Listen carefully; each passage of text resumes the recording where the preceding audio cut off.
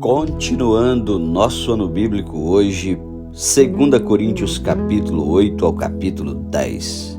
A oferta das igrejas da Macedônia para os pobres da Judéia. Também, irmãos, vos fazemos conhecer a graça de Deus concedida às igrejas da Macedônia, porque no meio de muita prova de tribulação, manifestaram abundância de alegria, e a profunda pobreza deles superabundou em grande riqueza da sua generosidade.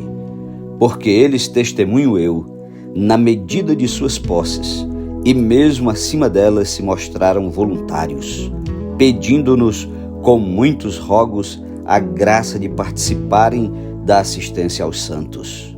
E não somente fizeram como nós esperávamos, mas também deram-se a si mesmos, primeiro ao Senhor, depois a nós pela vontade de Deus, o que nos levou a recomendar a Tito que, como começou, assim também complete esta graça entre vós. Como, porém, em tudo manifestais superabundância, tanto na fé e na palavra como no saber, e em todo cuidado, e em nosso amor para convosco, assim também abundeis nesta graça. Não vos falo na forma de mandamento, mas para provar pela diligência de outros a sinceridade do vosso amor. Pois conheceis a graça de nosso Senhor Jesus Cristo, que sendo rico se fez pobre por amor de vós, para que pela sua pobreza vos tornasseis ricos.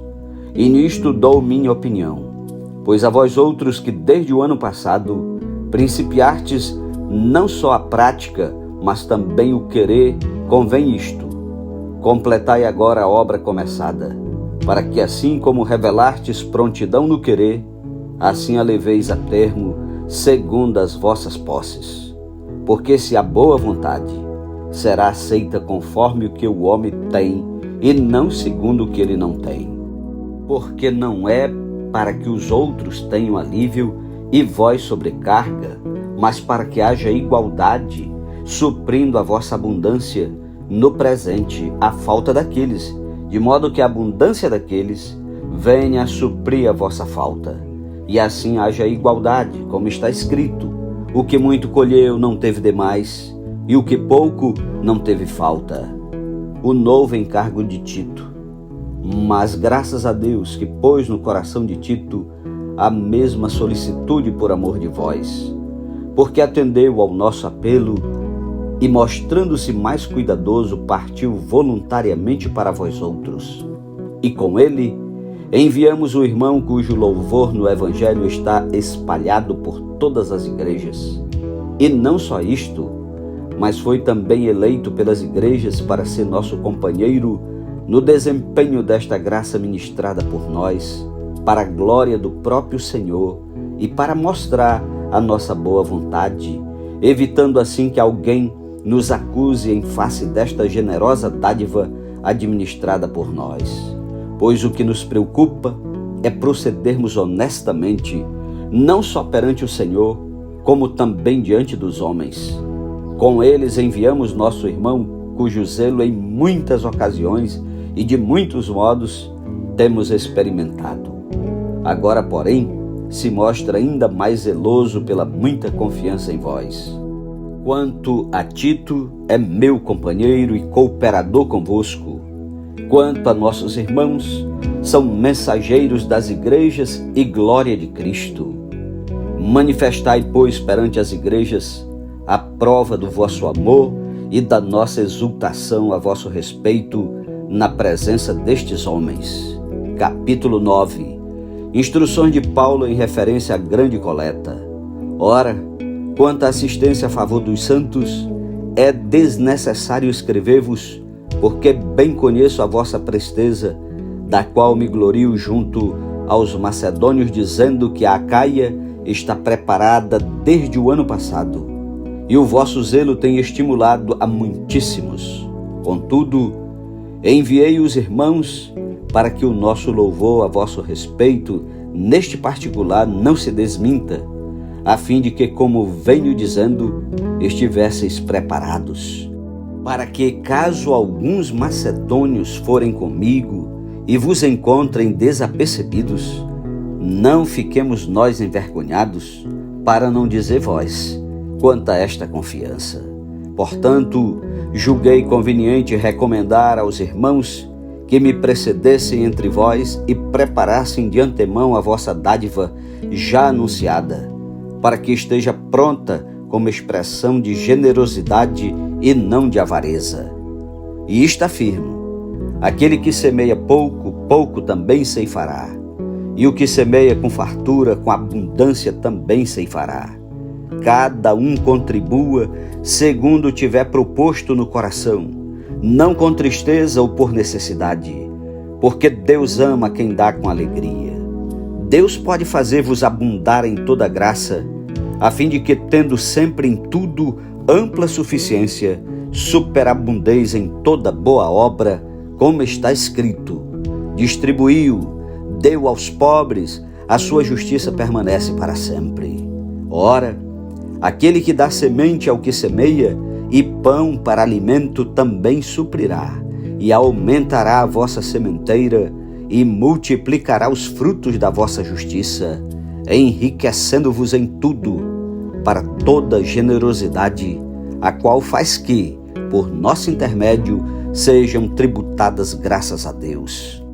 Porque o serviço desta assistência não só supre a necessidade dos santos, mas também redunda em muitas graças a Deus, visto como, na prova desta ministração, glorificam a Deus pela obediência da vossa confissão quanto ao Evangelho de Cristo e pela liberalidade com que contribuís para eles e para todos, enquanto oram eles a vosso favor, com grande afeto, em virtude da superabundante graça de Deus que há em vós.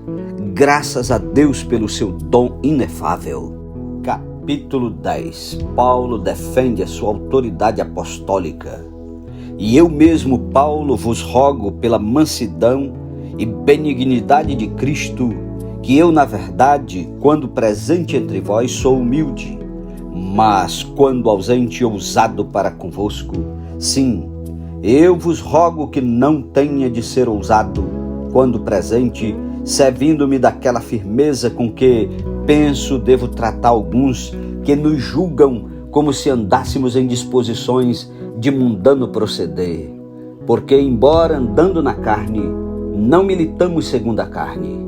Porque as armas da nossa milícia não são carnais, e sim poderosas em Deus, para destruir fortalezas, anulando nós sofismas e toda altivez que se levante contra o conhecimento de Deus, e levando cativo todo pensamento à obediência de Cristo, e estando prontos para punir toda desobediência, uma vez completa a vossa submissão. Observai o que está evidente: se alguém confia em si que é de Cristo, pense outra vez consigo mesmo que, assim como ele é de Cristo, também nós o somos. Porque se eu me gloriar um pouco mais a respeito da nossa autoridade, a qual o Senhor nos conferiu para edificação e não para destruição vossa, não me envergonharei, para que não pareça ser meu intuito intimidar-vos por meio de cartas. As cartas, com efeito, dizem, são graves e fortes, mas a presença pessoal dele é fraca e a palavra desprezível. Considere o tal isto, que o que somos na palavra por cartas, estando ausentes, tal seremos em atos quando presentes. Porque não ousamos classificar-nos ou comparar-nos com alguns que se louvam a si mesmos, mas eles, medindo-se consigo mesmos e comparando-se consigo mesmos, revelam insensatez. A esfera da ação missionária de Paulo. Nós, porém, não nos gloriaremos sem medida, mas respeitamos o limite da esfera de ação que Deus nos demarcou e que se estende até vós.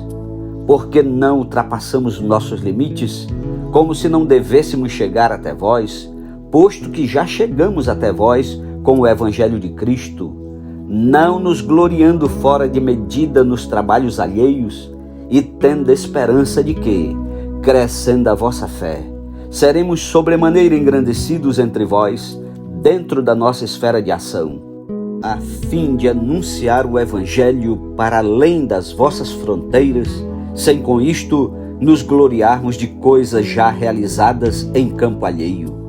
Aquele, porém, que se gloria, glorie-se no Senhor, porque não é aprovado quem a si mesmo se louva, e sim aquele a quem o Senhor louva. Amém.